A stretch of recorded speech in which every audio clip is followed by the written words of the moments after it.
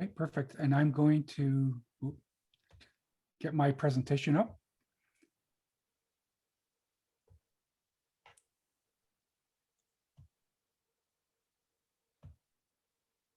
All right. Can you see is it my presentation up on your screen Yes. yet? Yep, we can. Yep, we can see it. Oh, perfect. Good. So Lance, you may have to do some imagining because there's a bit of an exercise to do, but I definitely don't suggest do it while you're driving here. So Well, I'm just pulling into the house. Oh, perfect. Okay, I'll talk slowly and give you a chance to get in there. No All problem. right, perfect. So basically, so my name is Tony Malyk. I've been with Rotary for about 15 years. I'm past assistant governor for Rotary in Area C of District 5050, which is the Langley area. I'm also a past PETS trainer. Just finished a year ago, I finished my third year as a training at PETS, which was an honor and quite a learning experience as well. And what I was hoping is everyone online here could just do a quick introduction of themselves, sort of what I call the Rotary version of name, rank, and serial number. If you could just sort of say, your name, your club, and what role are you planning to fill with your club this new Rotary year? Are you going to be on the executive, on a committee, or are you going to be supporting your club as a member? So perhaps I'll start with Lance. If you can talk, what's Yeah, introduce yourself. Lance Calloway. I'm with Bellingham Bay Rotary Club. I am the incoming president. Okay, thank you and welcome. Marilyn, are you able to talk? Okay, Marilyn's hasn't got her. Is there somebody else online here? Oh, there's And Cleon. Cleon, perfect. There. Cleon, are you able to speak? Can you hear me now? Oh, there's Marilyn's. Marilyn has a very deep voice, Yeah, it seems that way. and So, it's actually Paul Jeffs Paul? using my dear wife's iPad. And I'm with the newly merged Rotary Club of White Rock Peace Arch Peninsula. Okay, well, welcome. And I am the incoming membership chair. Incoming membership chair. Okay, thank you. And Cleon? Hi, it's Cleon, like crayon. It's Okay. French. Anyways, I'm with the Port Moody Club and I'm a past president. But the reason I wasn't going to show myself visually, I forgot I've got a meeting at 7. So I thought, oh, I'll just catch the first bit and then I'll watch the video later. Okay, So- perfect. Okay. So is there anybody else? Did I get everybody? Me. You didn't introduce me. Oh, I'm sorry. And please, Annette, would please introduce yourself to everyone. I'm Annette Boros. I'm the current president of Langley Central Rotary Club. Perfect. And what's your role going to be next year? Past president? Past president, that is it.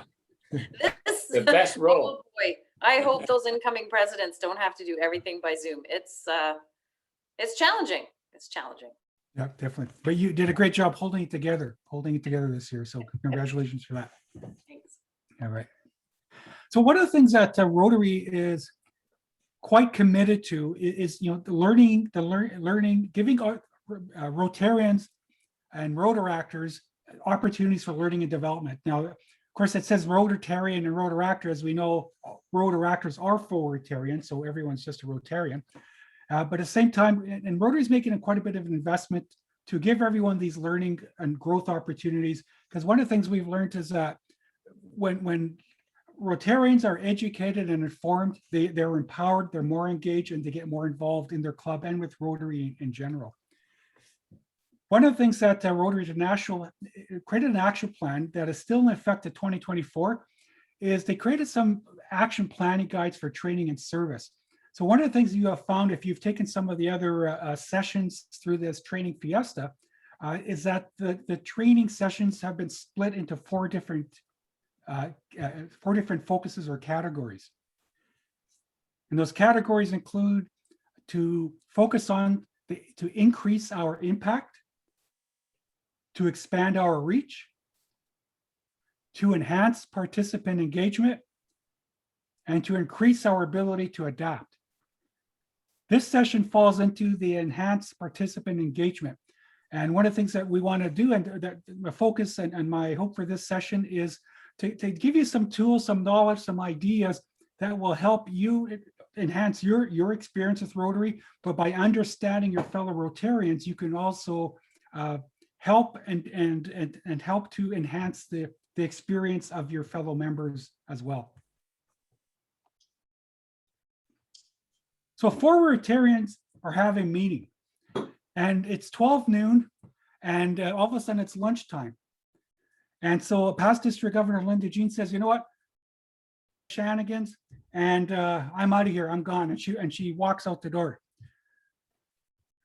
District Governor-elect Bev says, oh, that sounds like so much fun. We'll have so much fun. We can have a great conversation. And she follows behind Linda Jean. And then District Governor Carroll says, oh, if we leave now, we can get that same window. We can get that table by the same window we always do. And of course, past District Governor and District Trainer Rod says, but don't forget, we have to be back by 1 o'clock because we have to get that report into Rotary International by 2. So we have the same situation, 4 different Rotarians, and it's all about the lunch, but 4 different reactions to the same thing. So question is, why would 4 people react so differently to the same situation? Well, it comes down to something called DISC, and we're going to be talking a lot about DISC today. And what DISC is, it describes a person's natural reaction and how they interact with the environment around them. So it goes sort of to our primal level, to the real core of our being. And we all have our own sort of special DNA of DISC. And we're going to explain what DISC is in a minute. And then it just explains how we interact with those around us and the environment around us. Of course, that gets filtered through our value systems, our knowledge, and our past experience.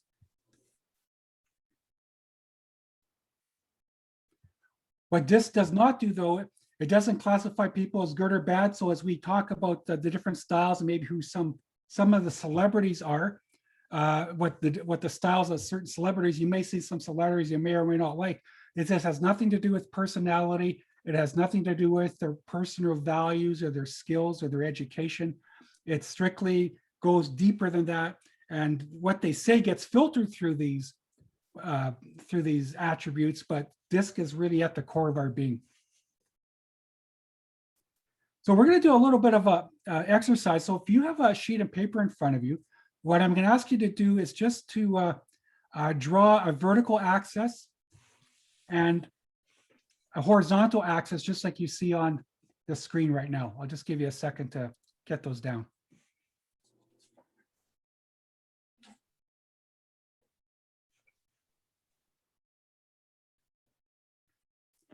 So on the left side of the horizontal axis, please, I'd like you to write reserved on it.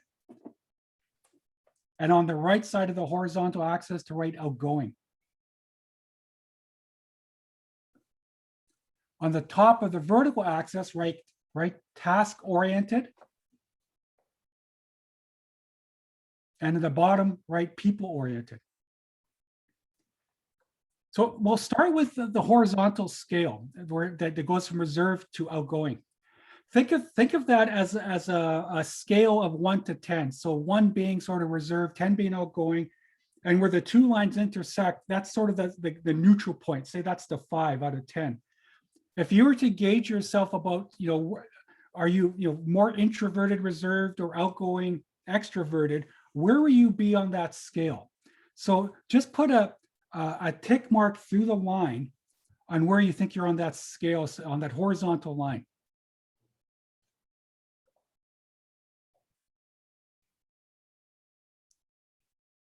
So when you now looking at the vertical axis where it says people oriented at the bottom, task oriented at top, think of that as a scale as well, where you have a 1 at the bottom, a 10 at top, and where the 2 lines intersect, now that's the neutral point. So when do you get most of your energy and most of your satisfaction? Is it when you're around people, or is it when you're completing tasks and getting things done? So if that's a scale kind of going 1 to 10, starting from people oriented to task oriented, where are you? Do you think you're on that line? And just put a tick mark through the vertical line. Okay. So the tick mark you just did, draw a dotted line through that tick mark across the page. Just a dotted line across through the tick mark across the page.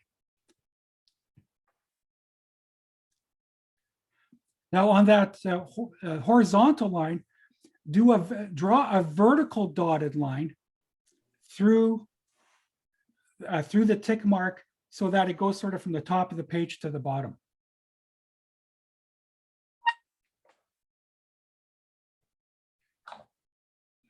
So there should be a point somewhere in these four quadrants where the two dotted lines intersect. Okay. Did anyone not get the two lines intersecting? Okay, perfect. So what you'll find is there's a quadrant called the C quadrant, the D quadrant, the I quadrant, and the S quadrant. So we got so what I'll do is maybe if I'll get each person, I'll go down the list here and just maybe let me know where did your lines intersect, which one of the quadrants, and I'll start and work down here is Annette. Where did you come? So I'm intersecting in the I quadrant, but very close to the D quadrant. And I'm not surprised, just so you know, but you'll find out why in a minute. Lance? I'm in the D quadrant, just on the opposite side of Annette. Okay, on the opposite side. Okay, perfect. And Paul? I. Yep. Pretty close to the center of the eye. Pretty okay, that's fair enough. Okay, and I think that's everywhere, right? Because I think those are just the three of you we have. So you're probably wondering, what does this all mean? Well, so you're either a high D, I, S, or C. We all quite often are a combination. We have what I call our own DNA that's a blend of them, but we're usually dominant, typically in one or two of these disc styles. So here's what it means. So if you fell into high D, this is sort of the typical characteristics of a high D. Somebody that D stands for dominance. So it's like it's an acronym. So D stands for dominance, and the way the D sort of they interact with their environment is they feel they need to control what's going on around them. So that's kind of how they thrive, is when they're able to control what's going on around them. The I's stand for influence or influencers. And so people that are high I's, they tend to interact by their environment by influencing others, by persuading others. They do it a lot through people connection, personal connection. So that's one of the things you'll find where it says on the top here, it says thinking, on the bottom it says feeling. The influencers tend to really they get their energy a lot from interacting with people, where the people in the D state or that are high Ds tend to get their energy more from completing tasks, but also they like to control what's going on around them. The S stands for steadiness. And so, and I sometimes call them the steady eddies. These are the people that they get their energy and they react with their environment through cooperation. So they're the ones that like to cooperate and collaborate with others around them. And then the high C's, it stands for compliance or conscientious. It could be used, either word could be used here. And they work a lot through, they tend to be very analytical, and they work a lot through system and process and predictability. So that's kind of how they like to interact with the environment. So I'm going to give a little more information about each one of these here. So the way you would recognize a high D is, so they tend to work at a fairly fast pace. They always seem to be in a hurry. Their tone is typically, when they talk in a matter of fact way. Sometimes, even though they're expressing an opinion, their opinions sometimes come across as fact. That's kind of the tone they quite often will use. They like to, again, because they like to dominate. They like to dominate the conversation. They don't like losing. They can come across sometimes as aggressive and demanding, at least to others. And and they can be quite blunt in when they state their opinions or when they're presenting a concept or some information.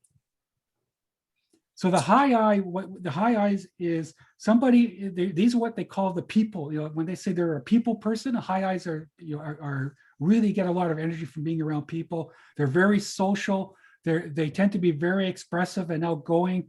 You can tell when they're angry or when they're sad or they're happy. They love to talk. They love to be around people. They usually, you can feel their presence around in a room, because they'll kind of, I wouldn't say, they quite often can be the life of the party, I guess you can kind of say, but they really get a lot of energy from interacting with others. Where D's and I's are the same is they're both tend to be outgoing. D's again like to get things done, where I's like to interact with others. So that's the big difference. Where they also have a lot of similarities is they both are more big picture people. They don't like to get bogged down in minor details. Details takes energy away from them, but they like big picture. They like concepts, and they like they do like getting things done, but in different ways. The high S, the steady eddies on the outside, they always appear calm. They always say this person's chilled. That person seems so chilled. Well, the high S's don't show their emotions openly. It doesn't mean they don't get angry or sad, but it takes a lot for them to show it outwardly. So a lot of times it's sort of they're very inward focused that way. But high S's like to be around people. They like to be amongst others and on a team, in a group. But they're not going to be the ones that do a lot of talking. They're going to do a lot of listening to others. They'll react to others. They will, as it says, or nod, they'll kind of nod and go along with what's going on. One of the things they're very good at, though, is they're good at listening. So the steadies are, they're good at listening, and what they'll typically do is they can control a conversation by asking questions. So they'll ask questions and get other people talking.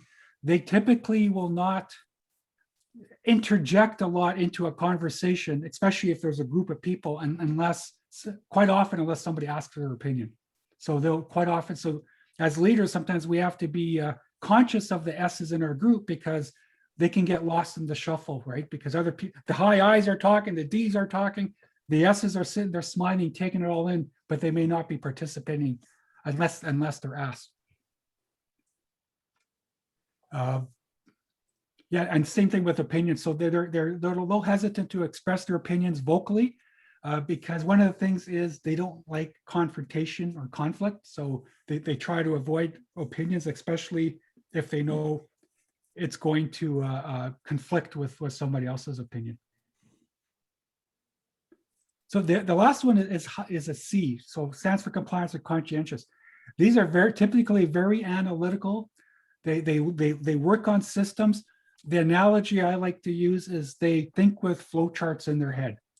So when you present them with a concept or an idea, or you're trying to explain something, you can almost see them thinking, they're looking up and going, how did this person come to this position? And they need to understand that. And when they can't understand it, it's hard for them to move on to something else. So when you're talking to them and you present something and they don't understand how you got there to whatever conclusion or position you have, and you keep on going and talking about other things, they can get really flustered because they need to get closure on the first thing before they go on to the second. So they're very linear that way.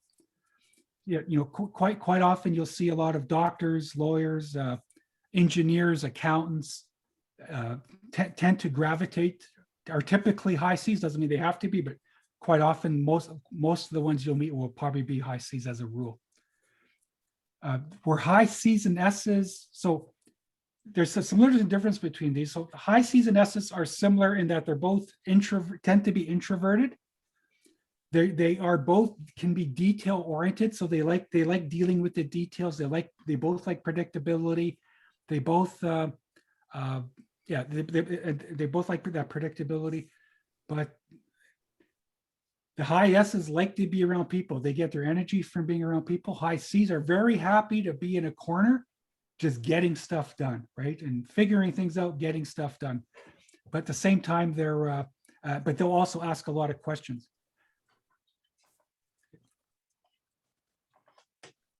So yeah, so this is just more of a graphic of what I was speaking about.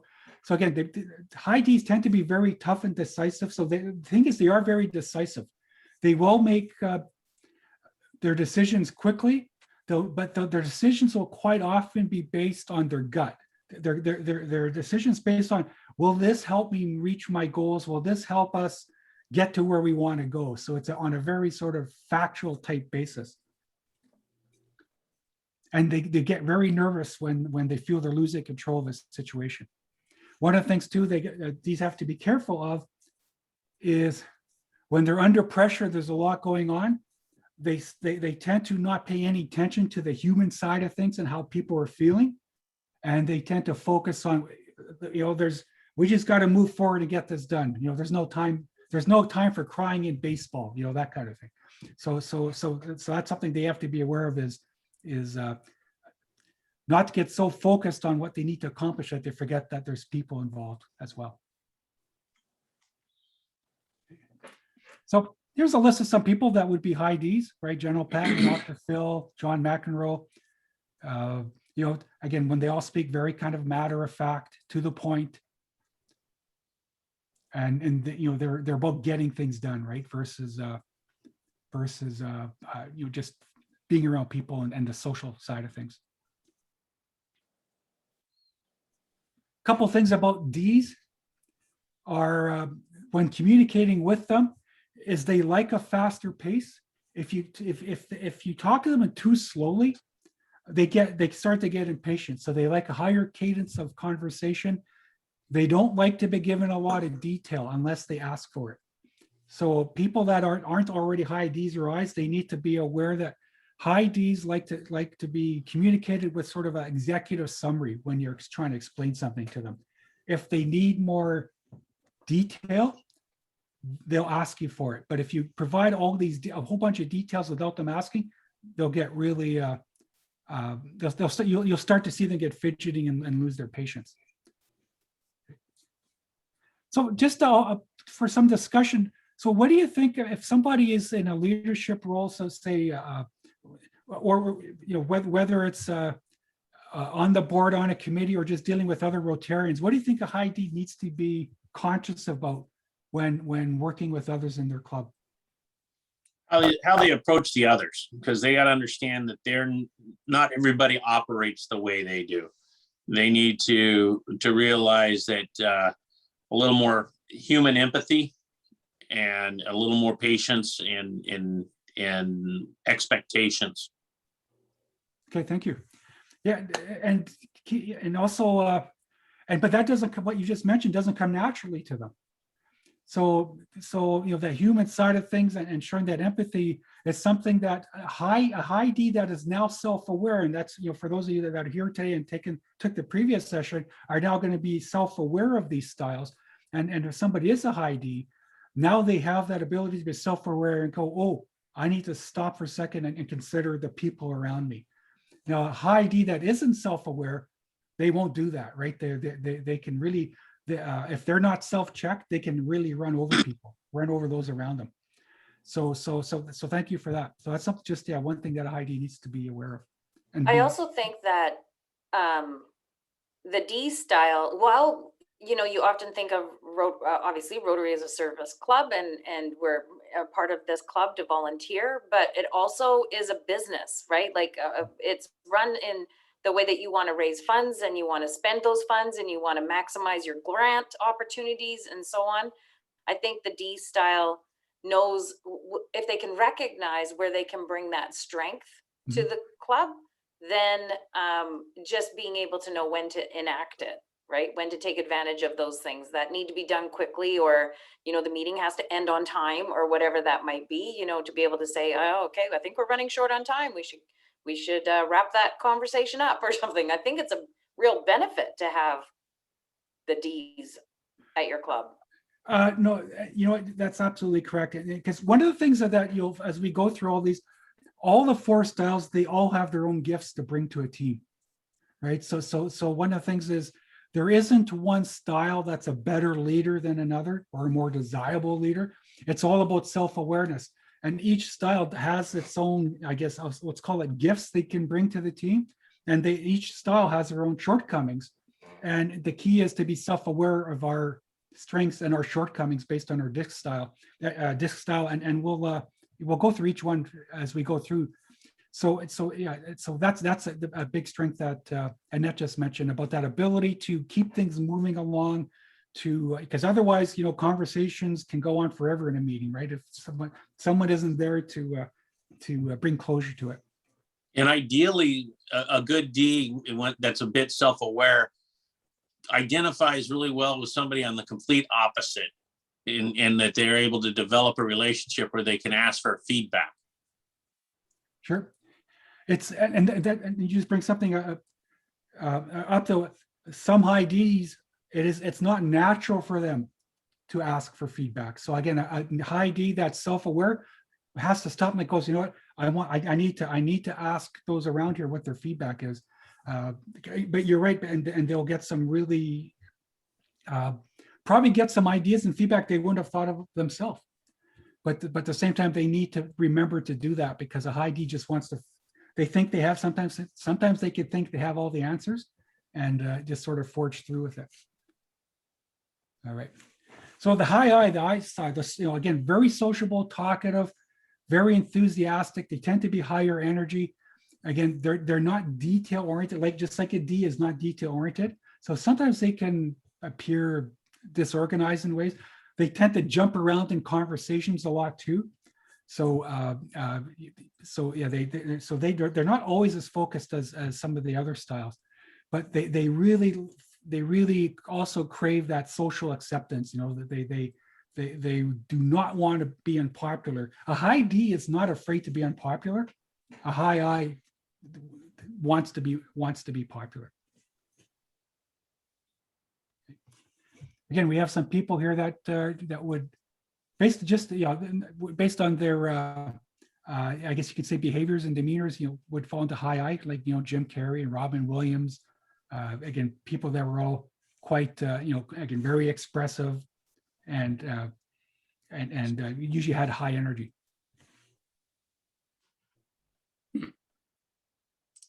So a couple of things to remember when communicating with an I is they like higher energy. They like a faster pace, just like a high D does. But one of the things, though, is when we're dealing with a high I, we need to take the time to build a relationship. A high D will kind of want to get the business right away. Like if you ask the high D, "How was your weekend?" "Oh, it was good." "Okay, let's get to work." A high I, when you ask a high I how their weekend was, you're going to hear about the weekend. Right? You're going to hear about what happened to them on the weekend. They like to express themselves, but you build that relationship by making that connection with them.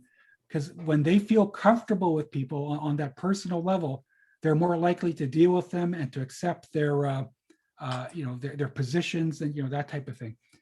So and the thing is to also be positive, to try to be positive and as upbeat as possible. Sometimes hard conversations are needed, or tough debates or tough conversations are needed. Always try to find a way to put a positive, or it doesn't need to be a positive spin, but to present it in the most positive manner possible as far as tone goes. Let's just go back here for a sec. So what do you think a leader that's a high I would have to consider when leading others or interacting with other members of their club? Probably trying to get something, getting a direction, kind of setting out the goals. Okay, thank you. Paul, do you have any thoughts on this? I don't know if you're still there. I'm wishing I had taken this little hour long ago. I'm wondering if I am an I, and I think I am, given what you've gone so far. Okay. I like to build consensus. I like to built from the ground up. I think that if you can get everybody agreed to something, then you can achieve your goals more easily rather than trying to dominate somebody into submission. Okay. Long ago in my career as a realtor, lifetime career virtually, somebody said, by the way, you slide farther on BS than you do on gravel. And it's worked. You don't have to be totally domineering to get something done. And building consensus is where I come from, I guess. Okay. Okay. What do you think then that the strengths are of a high I? Where do you think their strengths are when? You can't forget the detail.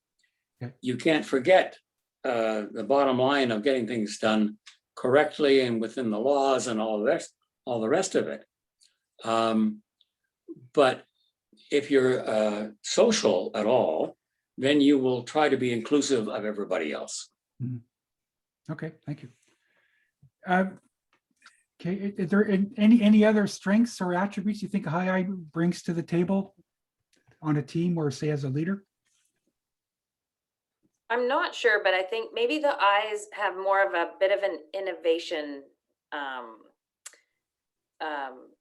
style to them, where you know, they're the big picture thinkers. Then they persuade others, and then they find collaborators to do what their big picture is, and so you know, that could be good or bad. It could lead people down a really wily road, but other times it could end up in brilliance.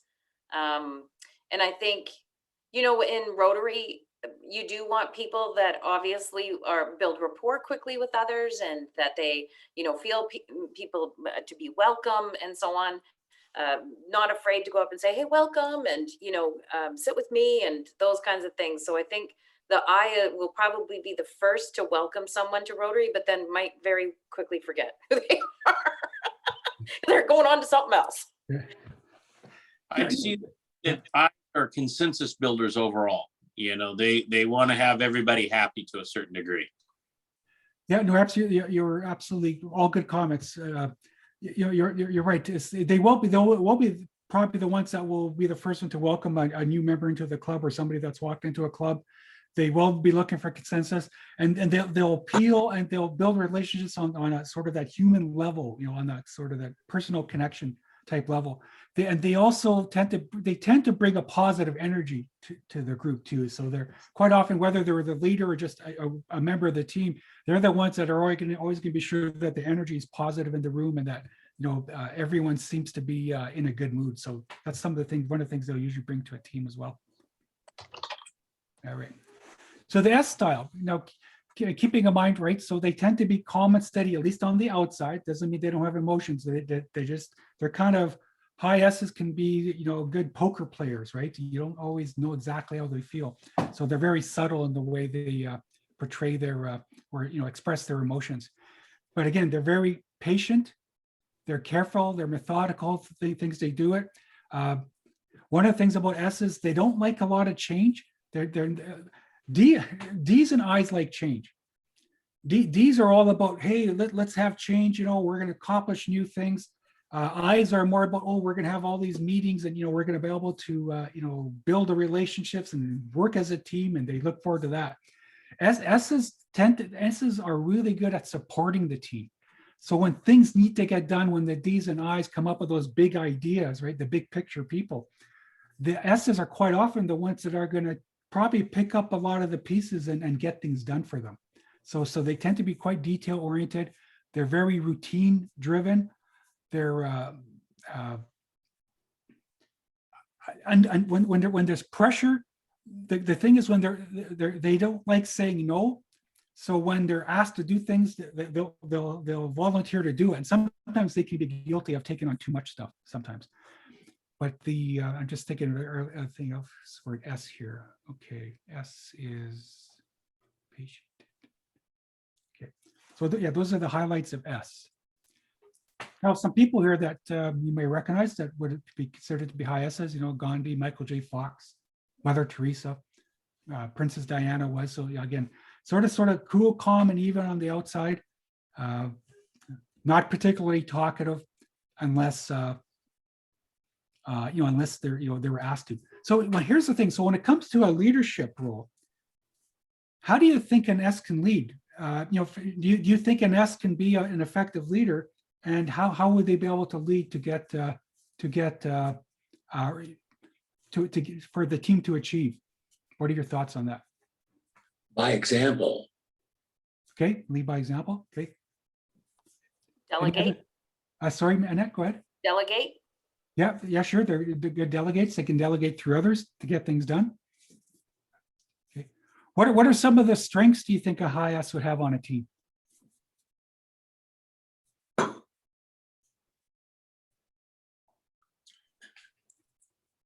Any thoughts on Level, some of the- thoughtful.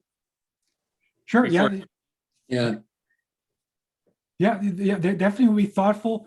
Somebody else mentioned earlier about being collaborative and getting consensus. They're very good at, they're very good at asking everyone else on the team, for their input, and they accept that input. So usually quite often in a non-judgmental way, and they tend to be very good at bringing consensus to a team. Is there any shortcomings or things that a high S needs to be self-aware of when leading a team? Probably they would take on tasks. They might say, okay, could I have somebody please go to that meeting on behalf of our club, and no one is coming? Well, that's okay. I'll do that then. Or, they're asked to do something and they go, sure. And they'll do that until they're asked one final thing, and then they'll probably have a breakdown, right? Yeah. But I think maybe they're just too accommodating potentially. Yeah, sometimes they can, because they might have trouble, they might be a little averse to say, even on the delegation, asking people to do things. Sometimes they feel guilty asking to other people to do things, so they do sometimes take things on themselves in a leadership role, or like I said, they don't have trouble saying no to others, so they'll take it on, and they can get overwhelmed. One of the things too, S's tend to be really they're very careful when it comes to decision making. So S's, one of the things that D's and I's they tend to make their decisions quicker. D's and I's, because they're big picture people, they have that ability to look forward and see something that's not there and say, we can go in this direction, we will achieve this. High S's have a little more trouble with that.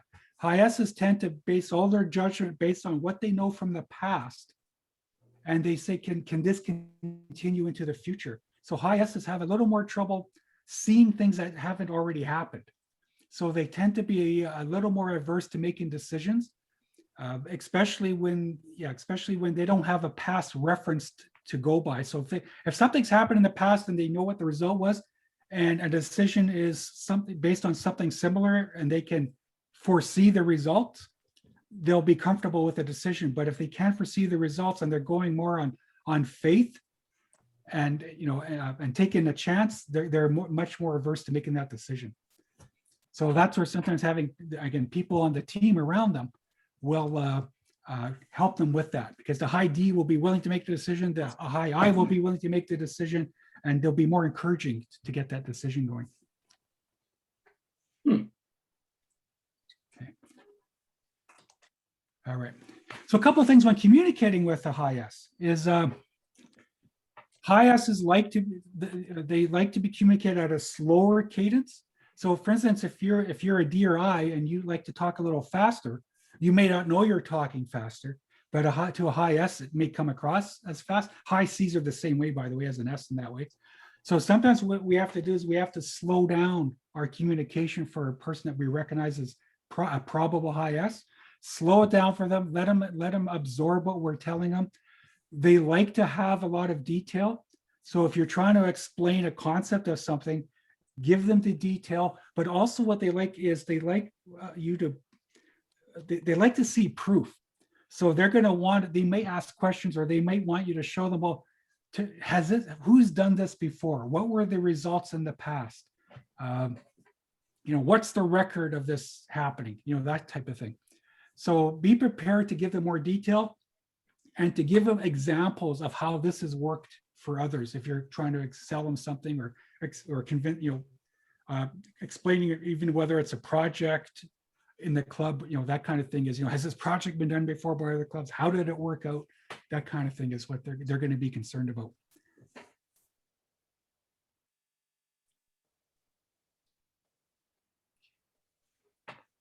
So the C style, I mean, these are those, the analytical type stands for compliance or conscientious. They tend to be very precise. They like a lot of structure and rules. When they're in an environment that doesn't have a lot of structure, they get really uncomfortable. So they thrive in environments with structure. They're very logical. Again, everything's about the rules, right? Just like high S's, they have a lot of trouble making decisions unless they have all the details. So they need a lot of fact. They need if you can give them data, past experiences, but prove it quite often in writing, brochures or that kind of thing. Give them the numbers. They'll tend to be more accepting of it and be able to make a decision. Let's see. They will ask a lot of questions, though. They will not make a decision until they have the information. So you may find they'll ask a lot of questions. They'll ask a lot of very specific questions to get the answers they need to be able to make to make their decisions or to come to their decide what their position is going to be. So here are some well-known people. They're high C. Spock, probably obvious. I don't know if he's on here, but Sheldon from the Big Bang Theory. No, he's not even on this list. Sheldon from the Big Bang Theory. He's a high C on steroids, right? He's like extreme high C. But I give you a couple of ideas, right? So some people here, again, generally more introverted, more quiet in their demeanor, but very factual and analytical in the way they communicate and the way they think.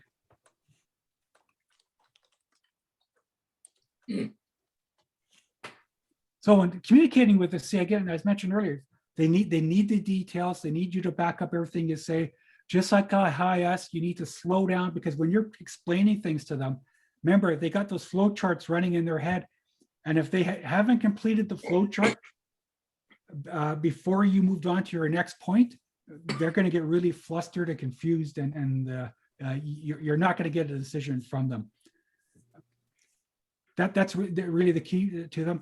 And they tend, high S's, by the way, when you ask them how their weekend went, they're going to give you a nice smile and go, it was fine, we did this or that, but they're not going to give you a ton of information.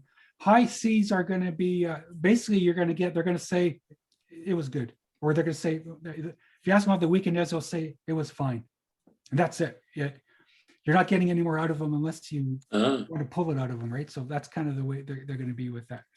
So when it comes to high C, say in a leadership or a member of the team, what do you think is some of the attributes or strengths that a high C might bring to a team?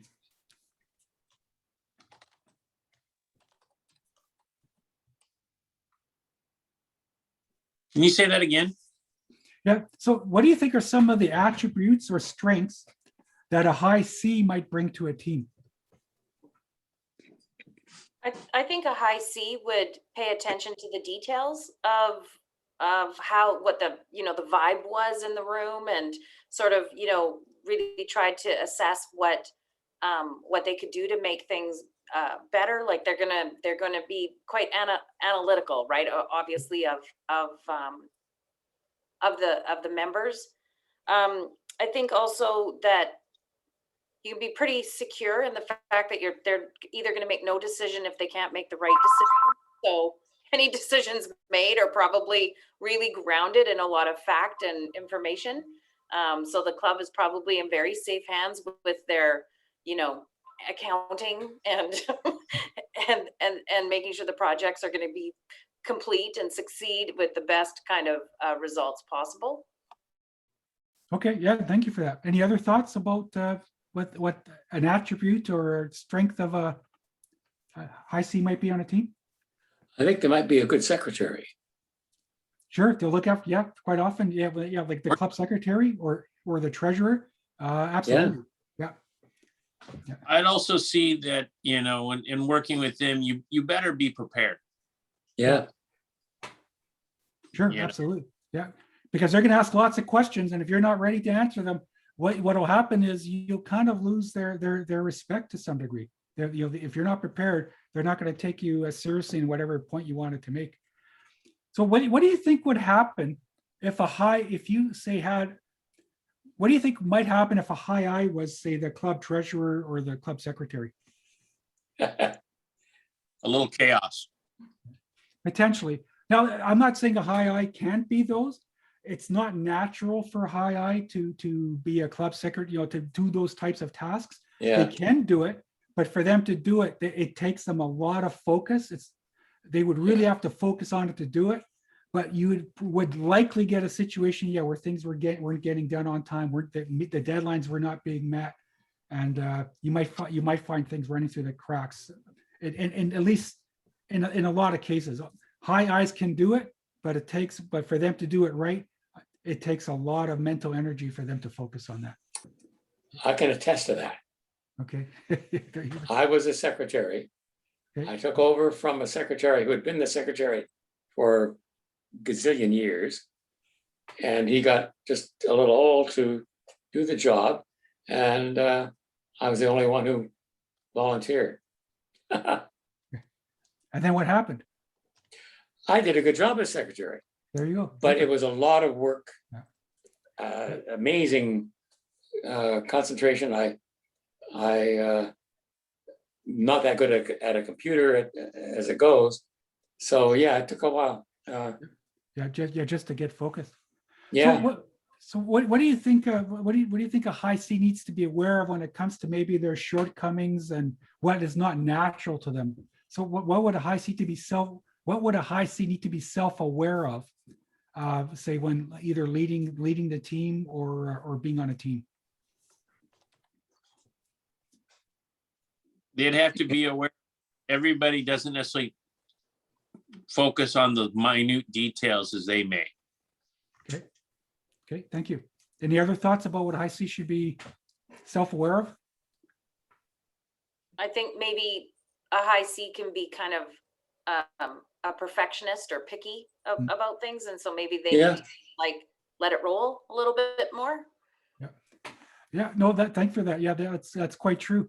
And you know, that ability to to trust the others on their team, because one of the things a high C, they're always going to be a little averse to making a decision, and they may have a team that's ready to go, but the high C is going to could hold back the team. So they need to have that trust in those around them. The high D's and I's that they say, we got this, we can do this, and have some trust and faith in those around them. I would think that the C style would be maybe a good project committee chair, where they would analyze the benefits and costs and benefits and all of that of what the club might be participating in or donating to or whatever. Sure. Yeah. Thank you for that. No, that they could definitely as a chair, they definitely would be sure those get done. But when they're in that chair position, one of the things they also have to be aware of is, they're going to be a very matter of fact, okay, we got, task 1, task 2, task 3 to look after. They also kind of like a high D too, is to be aware of the social and human side of the team, right? And because people, we all, join Rotary to, part of things is we want to have fun. So That's true. So we can't get so bogged down in getting the job done that we forget to have fun as well. All right. So what do you think? These people I've never had an assessment done with the 4 individuals that I mentioned earlier, but just my own observations anyways. For those of you who know Linda Jean, she at least displays a lot of high D qualities, and Bev is usually quite often a high I, and Carol is quite often a high S, and Rod is a high C. So we have a very diverse, and they're all, they're all on the district board as well, the district committee, and so they're all bringing their own set of strengths to the team. So let's say this is your club, you know, and you have, you know, you got people that are, you know, of all styles on your club. What do you think would happen on a committee or on a board if everybody on the board was a high D? What do you think that board or that committee would be like? Hence, That's sure. Okay, yeah. Any other thoughts or any other thoughts or descriptions, what you think that might be? High D? Yeah, if everyone was a high D on the whole team was made up of high Ds, what do you think that? Could be described as dysfunctional. Sure. Yeah, in what way? What do you think would happen? everybody, their point. Yeah, power struggle. Sure. Yeah, everyone would be fighting to sort of dominate and control the meeting, right? And everyone would have their opinions and would want to be expressing their opinions, and you know they'd be clashing each other, they'd be interrupting each other. So yeah, so it could get volatile.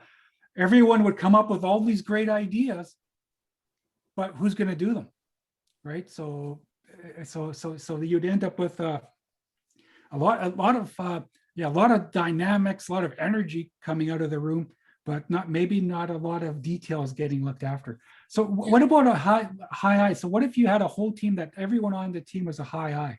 What do you think that would be like? About the same. They'd be socializing a lot. Yeah. Yeah, a lot of social. Any other thoughts? High bar bills.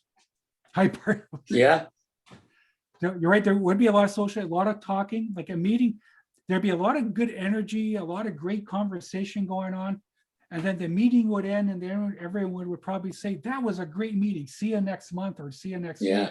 And And then what did- everyone would leave and go, were did we we- supposed to do something? Were we supposed to, what was the action items again? So that would be very likely what would happen. Yeah. What about a high S? What are your thoughts on what a team made up of only high S's would be like? Oh my goodness, they'd be so gracious. They'd be going, no, you go ahead. You go ahead. No, you talk. Yeah. No, really? Is anybody else wanting to do it? You do? No, like they'd just be so, oh my goodness, so wishy-washy, I think. Yeah. No, thanks for that. Any other thoughts on what that meeting might be like? I don't think it would be directed too well. I think it would be kind of a rudderless boat. Yeah. It'd be boring. It's it would definitely be probably a lower energy. It was, there'd be kind of like this going in circles, which is a bit about what Annette was talking about, where, no one wants to, everyone wants to be so polite, things just kind of keep going in circles. And again, you get a situation too, where again, no one would really want to be expressing their true opinions because they wouldn't want to upset anybody. So sometimes the truth may not get dealt with, or it may get avoided as well, right? And keep in mind with decisions, quite often what ends up happening when decisions need to be made, high S's are slow to make decisions. So if a committee or a board was all high S's, you'd find things dragging out for like a long time, like weeks and months kind of thing, right? Much longer than it would say with a other styles. So that's something to be aware of. High S's would the timelines would be extended as far as decision-making goes. And what if we had a team of nothing but high C's? What do you think that would look like? What would that meeting be like? Well, again, I don't think there'd be a lot of decisions made at the meeting, but holy cow, there would be a lot of information in your email inbox for the next week about data and reasons why, and the flow charts and pie charts, and yeah. No, exactly. And yeah, right. Yeah. A lot of this, so keep going ahead. Someone said something. No decisions would be made, I don't think either. Yeah. They just propose hypothesis. Okay. Yeah, no, thank you for, things that might end up getting tabled to the next meeting until more research was done. Quite often that would be done. The meeting itself probably would be really low energy because you have everyone really quiet and very thoughtful, and everyone would be inside their own heads thinking about things, but not necessarily saying anything. So You wouldn't break any laws. no, exactly, probably not. No, you're right. Tony, a while back I served on a jury, and it was for a major major crime. And so we had to go back into deliberations, and never in my life have I seen personalities be in such display, right? Like you're in a trapped room, you have to sit in the same seat and you have to deliberate and convince and try to negotiate and come to conclusions. These personality types are like amplified in that situation. I never really even thought about that before. No, yeah, that's but a wow. great example. Yeah, you're definitely, it is not like, because it's so isolated. So I think that's one of the things this points out is, when it comes to building a team, whether it's on a committee or board, or even within dynamics of your club, is a team or a group that has a balance of all styles has a chance to be a very effective group, because everyone has their strengths, and where they have their shortcomings, that's okay, because other people have their strengths that will make up for those shortcomings. So when you're looking at your board, to take a look and just be sure that you do have balance on the team, and that there's a saying, make sure you got the right people on the bus, but also be sure they're in the right seats on the bus. They're in the roles that suit their style the best, so that you're setting them up for success. Good stuff. So, a quick Rotary story, and Annette may not be aware of this, from when in the Langley clubs, when Langley was looking to put on the Rip Fest. Langley put on this before COVID hit. We had 2 Rip Fests. The first year, I think it made around $60,000. The second year, about $130,000. Quite successful. And the 4 Langley clubs were put it together. But the couple years previous to that, when it was just getting discussed, the person who brought the idea to the Langley clubs is somebody that's really well connected to the ribbers that are out there. And is from that from that world, and he's actually a pitmaster person himself. Really high energy, social, big picture person. He was presenting. There was a group of Rotarians from the 4 clubs in Langley that came to a meeting where this high was presenting the idea, the concept of bringing Ripfest to Langley, giving a lot of high level ideas. This is going to be great. It's going to work out really well. Great for the community. Just giving a lot of sort of conceptual ideas of what it was going to be like, but just kept saying it was going to be good. There's a person in the room who's a high C. He was sitting in the corner and just kept asking questions. Well, how do you do that? How are you going to do that? What are the numbers? What about this? What about that? And what ended up happening is the high I got so flustered when the meeting was over, he says, I can't do this, I'm out. So the person that brought the idea to Langley actually stepped back for a year. The thing fell apart for about a year. And what ended up happening is the high C guy did his research. He went to, there's another event in Port Moody. He went to that event, checked it out, met with the chair of that, got the numbers, understood the numbers, got the facts that he needed. And guess what happened? Success. Well, that person became the chair of the event, and ran both years, which were huge successes. So good example of how the 2 styles, C's, S's, and I's can clash when people aren't self-aware. And just a great example of a high C just needed the information, and he was ready to make a decision, and has chaired the event for 2 years. Could you say that could you tell me a little bit? Is that Ribfest, RIB? Yeah. So Ribfest is, there's a number of Rotary clubs that are starting to do it across Canada. There's at least 3 or 4 of them in British Columbia now. And what it is when at the fairs, they got the barbecue people, the ribs and the briskets and all that. So there's several of them that get together, and they do this touring roadshow where they put this whole weekend event on, and they partner with the Rotary clubs. So the Rotary clubs are the ones that basically organize it, promote it, set it all up, and run the event. The ribbers show up and sell their ribs, and there's a whole revenue share thing that goes on. But it's a great event that's proven to be a great event that raises Rotary's profile in the community a lot. It's a really high profile event, but it's also been proven to raise a lot of money that all can go back into Rotary projects back in the community.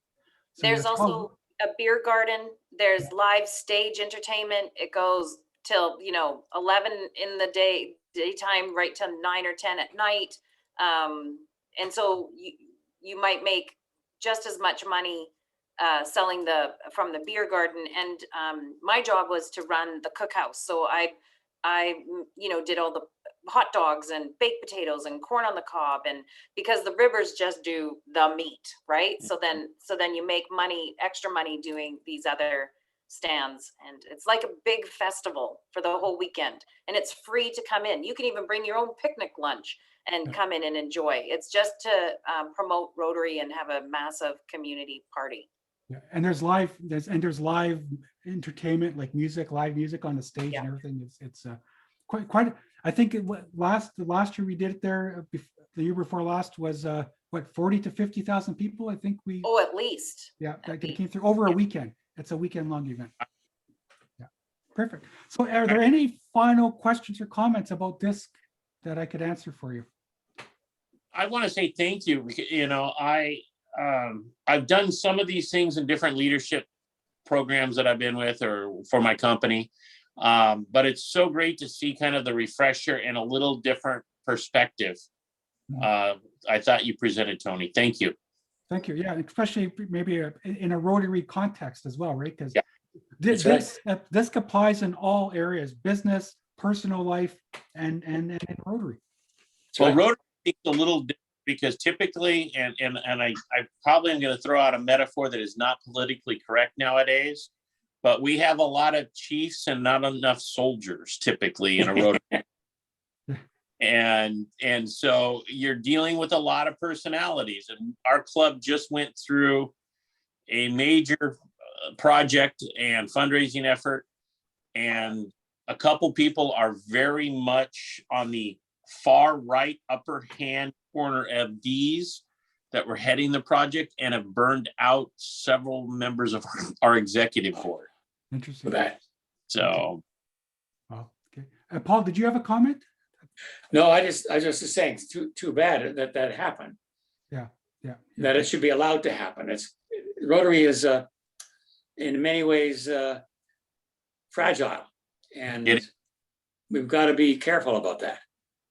Yeah. But the key is by Rotarians having this type of self-awareness about themselves and their fellow Rotarians. Yes. Yes. This is where we can start to be more effective as a team and understand each other and have less conflict within the club as well. Good. Perfect. Annette, any final comments from you? No, just thank you so much, Tony. That was really refreshing. Indeed. And actually, I'm presenting a very similar session on Thursday in a class. So this was great to hear your perspective as well. That's awesome. That's right. Thank you much, Lee. Okay, well, have a good evening, everyone. Thanks, All right. everybody. Thank you. Bye-bye. Bye.